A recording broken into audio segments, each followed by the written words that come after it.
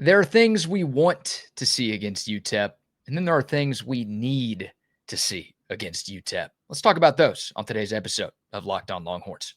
Intro.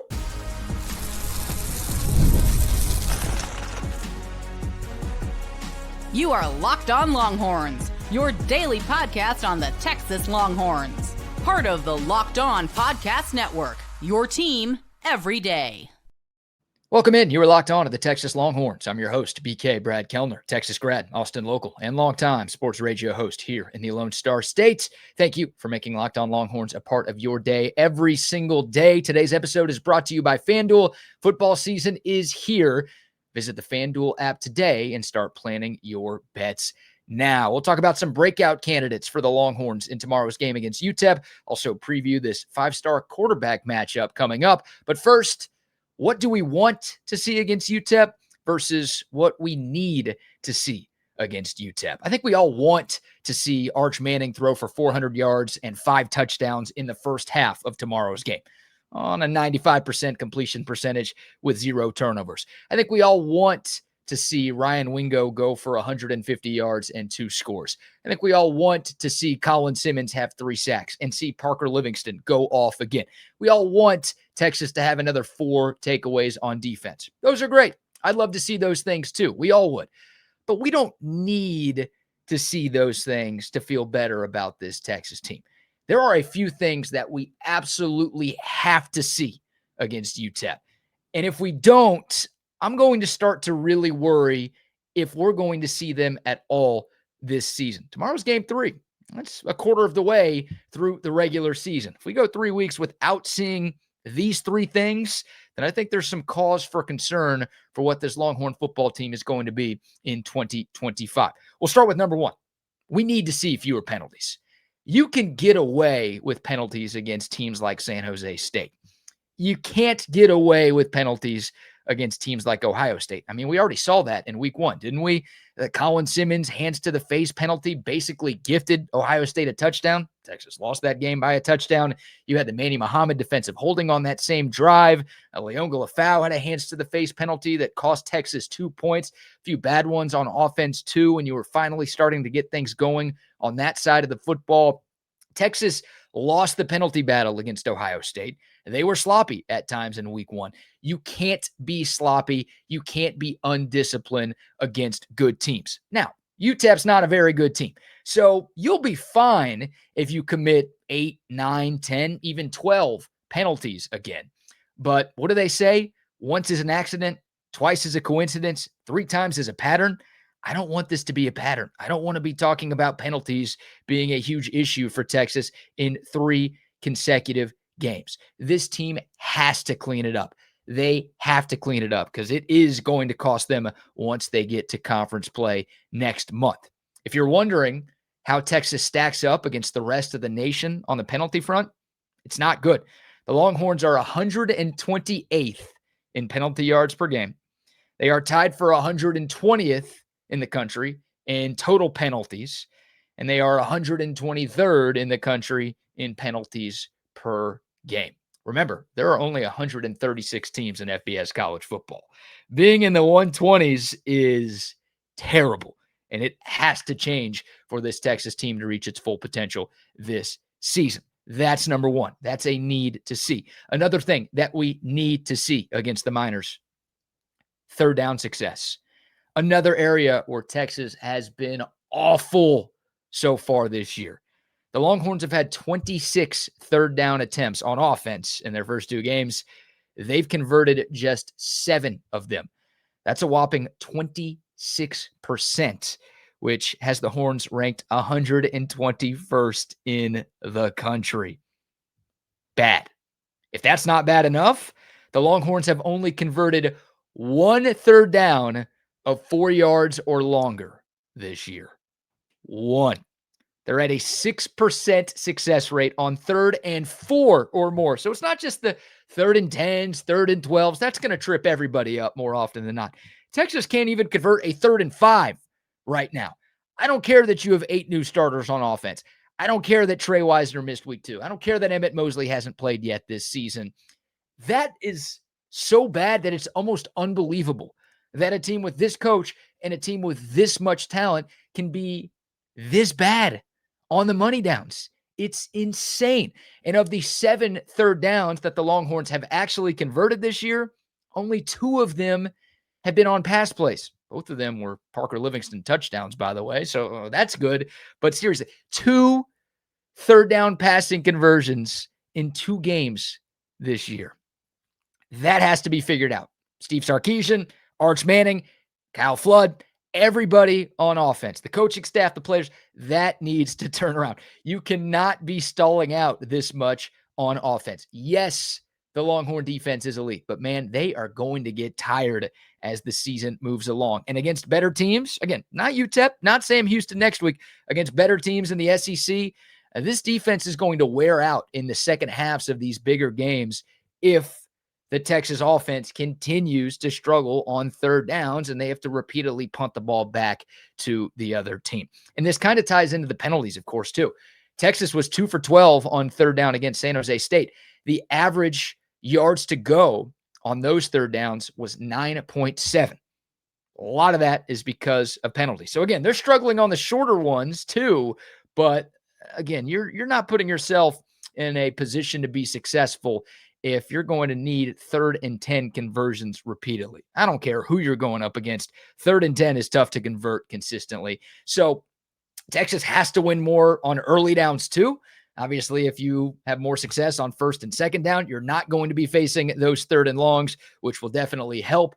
But yeah, 3rd and 4, 3rd and 5, the fact that you're 6% on anything 3rd and 4 or more, that is insanely bad. That would have been bad if you had only played Ohio State. But the fact that you've got a G5 game in there too, that's ugly. So that's number 2, thing that we need to see. If Texas struggles on third down again tomorrow, I'm going to be nervous that that's going to be something we're talking about a lot here on Locked On Longhorns. And I don't like talking about bad stuff. Nobody does. Last but not least, number 3. Really could come up with 4 or 5, but we're sticking with 3 for this segment. Texas needs more explosive runs. Like I want post Taco Bell runs from Texas tomorrow. That level of explosiveness, because it just hasn't been there so far this year. And it sounds like Trey Wisner isn't playing again. So that doesn't help. Being without your number 1 running back, not going to make it easier to have more big plays in the run game. But still, you need more from your run game. A good running game is a quarterback's best friend. And it's even more important for an inexperienced quarterback who's still trying to figure it all out in his first year as a starter. You want Arch Manning to look better. The guys around him need to pick up their games a little bit too. And with all of the 4 and 5 stars that Texas has at running back and all of the 4 and 5 stars that Texas has on the offensive line, I know Jaden Blue's gone from last year. I know 4 offensive line starters are gone from last year. You should be able to run all over teams like San Jose State and UTEP. And last week, the Longhorn running backs averaged just 4.5 yards per carry. A week after Central Michigan ran for 230 yards against that same San Jose State defense. The longest run that Texas had against the Spartans was Arch Manning's 20-yard touchdown run, which we all loved that. That was great to see. I'd like to see more of that from Arch. That shouldn't be your longest run of the day. Actually, that's Texas's longest run of the season. I get playing Ohio State probably doesn't help that stat. But still, the Texas tailbacks have a combined 1 carry that has eclipsed 15 yards this season. Brother, sister, whoever, not good. Here's where Texas stands in the explosive runs category. They have 8 runs of 10 or more yards this year. That ranks 84th in college football. And again, the Longhorns have just 1 run of 20 or more yards this year, and that was 20 yards. It's 20 plus, so 20 counts. But they just barely got 1 through 2 games. That ranks tied for 99th. A lot of other teams in college football. Trey Wisner, CJ Baxter, Christian Clark, Jared Gibson. We need to see those guys make more people miss. And we need to see more home run ability. Again, it doesn't sound like we're going to see Trey Wisner at all tomorrow. So CJ, Christian, Jarek, those guys have to give us a little something. We need defenses to at least have to respect the threat of a big play in the run game for this offense to reach its full potential, because right now we are not seeing that. So again, plenty of things I want to see tomorrow, but those are 3 things that I think we need to see tomorrow. Otherwise, it might be time to start hitting the panic button on those elements of this Texas team. What say you? Do you agree with me? Did I miss any? Would love to hear your thoughts. If you're watching on YouTube, please comment below and remember to like and subscribe if you haven't done that already. All right, let's move on. The injury report for tomorrow's game means that a number of young Longhorns will get their time to shine. We'll talk about a few breakout candidates up next right here on Locked On Longhorns. But first, a word for our friends at DoorDash. It's almost the weekend. It's time to look back and crown this week's MVP on Who Delivered, powered by DoorDash. Just like you can win every Saturday with DoorDash Streaks, saving more every time you order, these players delivered when it mattered most. Let's break it down. For the Longhorns, give some love to Parker Livingston today. What a start to the year for him. 4 catches, over 120 yards, 2 touchdowns last week against San Jose State. He came through, and if you've been watching Texas through these first 2 weeks, you know that performance isn't a fluke. This guy is on a streak right now. And just like Parker Livingston delivered for Texas, DoorDash delivers your Saturdays. With DoorDash Streaks, you save every Saturday you order. Stack it up all season, and you could save up to $250, including $100 in DoorDash credits. Order this Saturday. Keep the streak alive. Fuel your game day. Only with DoorDash. Terms apply. Promo period through 11/18. All right, welcome back to Locked On Longhorns, your team every day. Steve Sarkisian held his second press conference of the week yesterday down on the 40 acres, and he provided us with a few injury updates for some of the Texas starters. Coach Sark told us that Trey Wisner, DeAndre Moore, Emmett Mosley V, and Alex January are all, quote, doubtful to out, end quote, for tomorrow's game.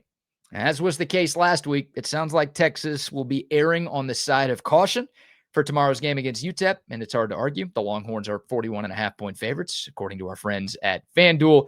This isn't the type of game to risk further injury to some of your key pieces before you have some much bigger games on the horizon. So I think it's pretty safe to remove the words doubtful to from Sark's statement. Those guys aren't going to play against UTEP. And there are some other reports that tight end Jack Endries could miss tomorrow's game too. He dinged up his ankle a little bit against San Jose State, didn't play much in the second half. I think if this was a bigger game, he'd be good to go. Maybe we see him a little bit tomorrow, but if he does play, I think he's going to be limited. So that's 4, maybe 5 starters out tomorrow, which means the door is going to be open for some unproven Longhorns to step up. And hey, Texas may even be a bigger favorite next week against Sam Houston. So these unproven guys might have 2 opportunities to show that they are ready to roll. And it's not just, it's cute to give these young guys some chances to play. These are guys who might be impact pieces for Texas in conference play. So we'll start here. Since 2 of the names that we mentioned are wide receivers, with DeAndre Moore and Emmett Mosley V, I'll give you 2 receivers first. Dalen McCutcheon and Khalik Lockett.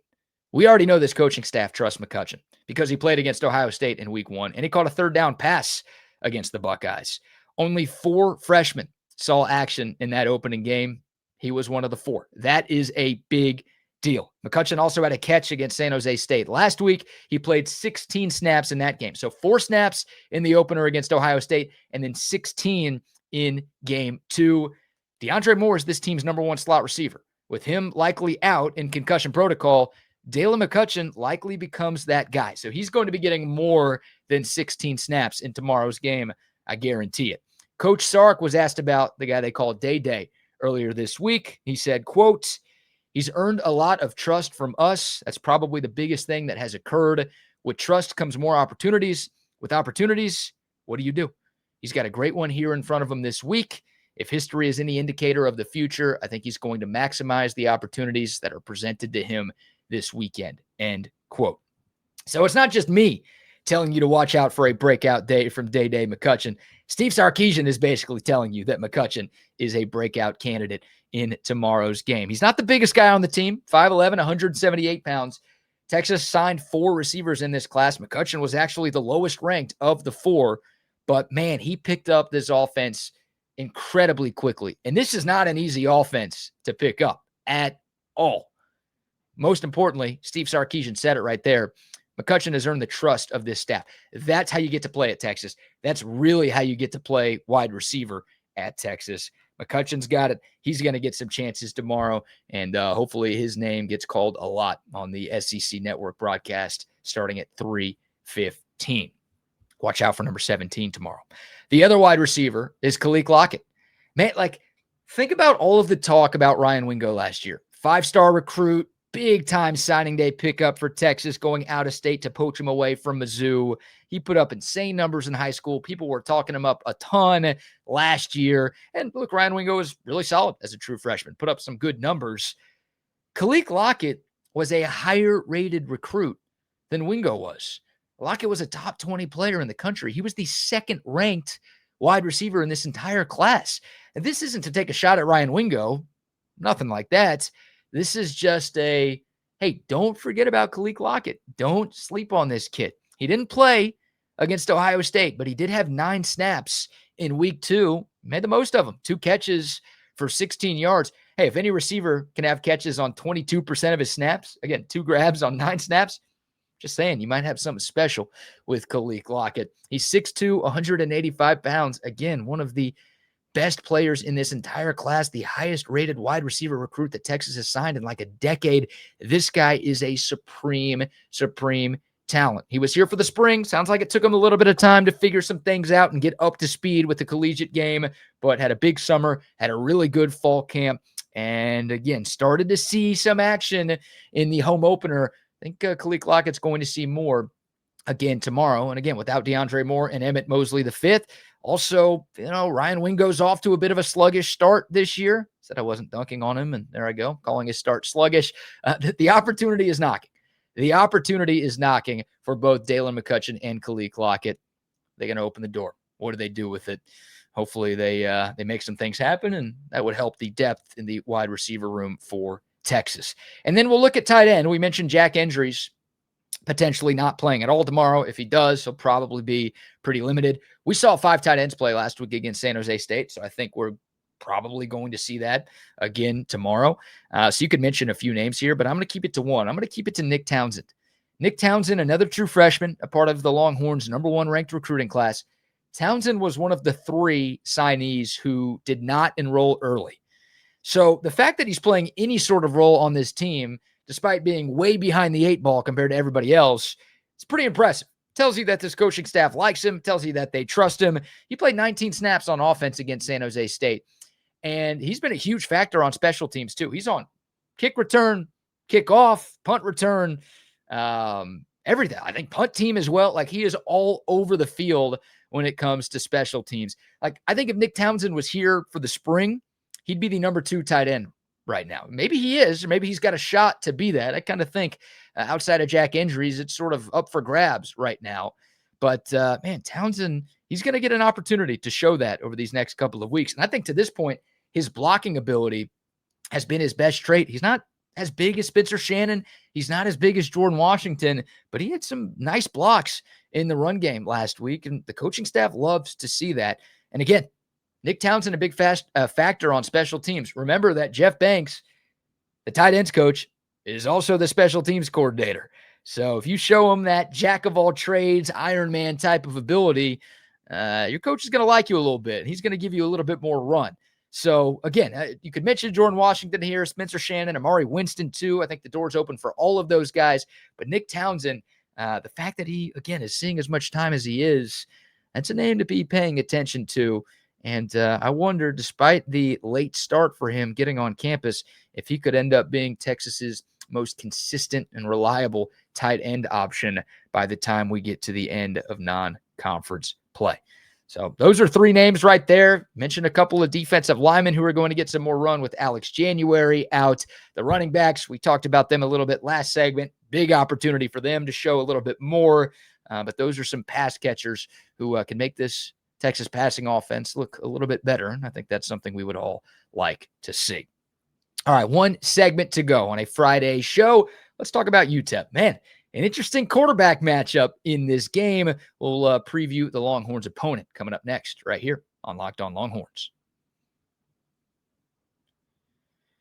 But first, a word for our friends at Mazda. Mazda crafts cars for those who do more than simply move. Mazda delivers confidence with every single ride. They also deliver safety. They have more IIHS Top Safety Pick Plus awards than anybody else. You can feel the Japanese craftsmanship in every detail, from the metallic accents to the available Nappa leather upholstery. You can make everyday drives feel like anything but. Smooth handling, intuitive controls, gorgeous vehicles, and all-wheel drive is standard with every crossover SUV, so you can drive with confidence through almost any season. The details matter for your favorite Longhorns. The details matter with Mazda. They sweat every detail because, well, when you make every move count, impossible becomes irrelevant. It's Mazda. Move and be moved. And a shout out to our friends at FanDuel as well. The NFL season is here, and FanDuel is making sure that you are ready for kickoff with a can't miss offer. Right now, new customers can bet just $5. And if your bet wins, you'll get $300 in bonus bets to use on the app. Yes, that is a real promotion. You bet $5. If that bet wins, you're going to get $300 in bonus bets to use all across the app. FanDuel fits however you like to bet. Player props, same game parlays, live in-game betting as well. Makes every Sunday more exciting. Whether you're watching your favorite team or just keeping an eye on your fantasy lineup, it's quick, easy, the best way to add a little bit more energy to your Sunday football watching. Are you ready to play? Download the FanDuel app today by visiting FanDuel.com to get started. That's FanDuel.com to place your first $5 bet. All right, final segment on a Friday edition of Locked On Longhorns. A little bit more on the Longhorns' opponents for our last segment of the day. First of all, a brief history of this matchup. This will be the 7th all-time meeting between Texas and the University of Texas at El Paso. First matchup between these two teams since 2020. The Horns took care of business in that game. That was the season opener in that bizarre, shortened COVID year. 59-3 was the final score in that one. The Longhorns have never lost to the Miners. 6-0 all time. Keeping things here in 2025. So far, UTEP is 1-1. They lost to Utah State in their season opener. They bounced back with a home victory over UT Martin out of the FCS in week 2. The big headline with this game, if there is a headline with this game, this is about as big of a headline as you could possibly have when one team is favored by 41.5 against the other team. The quarterback matchup here is juicy. Arch Manning for Texas, Malachi Nelson for UTEP. Normally, you wouldn't think much about a UTEP quarterback, but Malachi Nelson is not your normal UTEP QB. He was a 5-star recruit out of high school in the class of 2023, the same class that Arch Manning was in.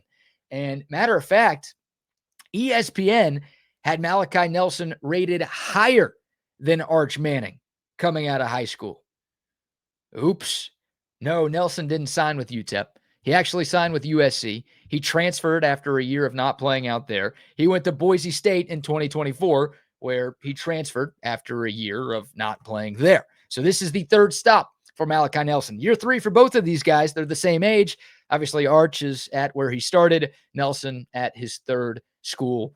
Probably goes without saying he is the highest rated recruit that UTEP has ever had. He's been all right through the first 2 games, 60% completion percentage, 5 touchdowns, 1 interception, 1 fumble lost, 4 touchdown passes in the win against UT Martin last week. That was UT Martin. Like, he hasn't played anything close to a defense the caliber of Texas. And again, the Longhorns have some things to work on. This defense could clean a few things up too, but they're elite. They're one of the best in the country. They were last year. They are so far this year. It's going to be a struggle, I think, at times for Malachi Nelson tomorrow. I think he's going to come back down to earth a little bit. But how about that? 5-star quarterbacks, same class. I think the composite rankings had Arch Manning number 1.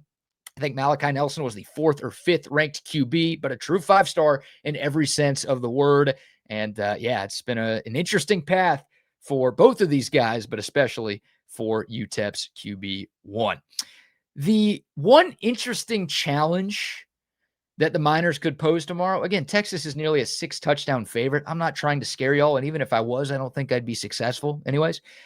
UTEP's defensive line has been really impressive so far. Like, they lead FBS college football with 23 tackles for a loss this year. There are teams that have played 3 games that don't have 23 TFLs. UTEP is also tied for the nation's lead in sacks with 10. So 23 TFLs, 10 sacks. They have 9 different players who have recorded a sack as well. Like, I think about the way Texas's O-line kind of struggled against San Jose State last week. San Jose State, a bit undersized. Texas had a big size advantage, but San Jose State did a lot of confusion, a lot of disguises, a lot of twists, a lot of stunts. Like, that's the same thing that UTEP does. They're undersized, but they're quick, and they present a lot of different looks to try to confuse offensive lines. Utah State and UT Martin don't have the same caliber of offensive linemen that Texas has, but I was pretty underwhelmed with the Longhorns O-line play a week ago. Again, UTEP similar in size, similar in stature to San Jose State. That kind of hurt Texas last week. Hopefully the Horns have cleaned it up. So that's the one sort of thing that if UTEP hangs around for a little bit in the first half, I don't think they're going to do much more than that, even if the D-line's playing great and the Texas O-line is not. That's the one thing where Texas could be hurt a little bit. UTEP's head coach, Scotty Walden, is 35 years old. If that sounds young, well, it is. How about this? His first head coaching job in college football was 9 years ago. He was 26 at East Texas Baptist. He was the youngest coach in college football when he got his first gig. Year 2 for him in El Paso. He was the head coach at Austin Peay from 2020 to 2023. Last year, UTEP was 3-9. They started 0-6. They finished the year on a bit of a high, 3-3 down the stretch. 3 of their conference losses were by 1 score. Phil Steele thinks they could go bowling this year. They've got a couple of big play threats on offense. Wide receiver Kenny Odom, running back Kashawn Wilson. Those guys have had big plays so far this year. But again, UTEP has not seen a defense anything close to the caliber of Texas's. I went back and watched the UTEP-UT Martin game last night. And I mean, it's obvious. Like, they just look a lot smaller and they look a lot slower than Texas does on tape. You can just see it. It's obvious when you go from watching a Texas game to watching a game like that. It's a noticeable difference in just about everything.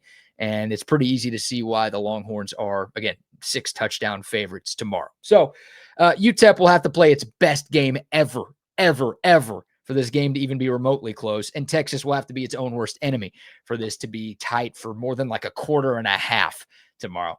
Texas should cruise. They should be able to clean some things up. Hopefully the offense can get it in gear a little bit here, and hopefully the defense can do what it's done through these first 2 games of the year. I like the Longhorns big. I think just about everybody else does as well. All right. That's going to do it for today's show. If you made it this far, number 1, thank you very much. Number 2, please remember to like, subscribe, leave a comment, rate 5 stars as well. If you're listening in podcast form, really do appreciate y'all tuning in each and every day. For your next listen, check out Locked On Bets with my man Lee Sterling and Kevin Rogers. They got you covered. Expert analysis, game picks, the lock of the day. Get ready for the football weekend with Locked On Bets. You can find them on YouTube or wherever you listen to your podcast. We'll do a post game after the game tomorrow. Win, lose, or draw. You can't draw. It better not be a loss. We'll do a post game after the Texas win tomorrow and give some immediate reaction to the Longhorns and the Miners. But that's going to do it for today. Until next time, horns up, mics off. We'll see y'all soon. This is Locked On Longhorns.